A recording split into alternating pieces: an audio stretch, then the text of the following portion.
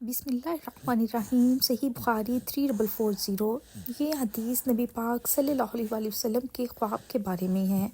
اور میں نے رات کعبہ کے پاس خواب میں ایک گندمی رنگ کے آدمی کو دیکھا جو گندمی رنگ کے آدمیوں میں شکل کے اعتبار سے سب سے زیادہ حسین و جمیل تھا،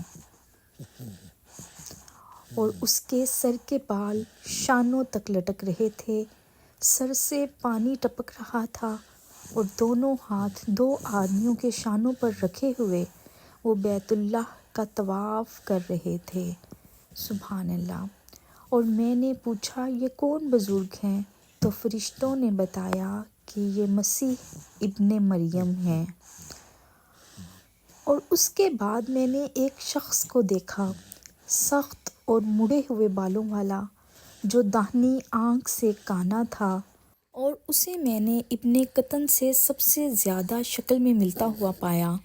وہ بھی ایک شخص کے شانوں پر اپنے دونوں ہاتھ رکھے ہوئے بیت اللہ کا طواف کر رہا تھا۔ میں نے پوچھا یہ کون ہے؟ فرشتوں نے بتایا کہ یہ دجال ہے۔ اس روایت کی مطابق عبید اللہ نے نافع سے کی ہے۔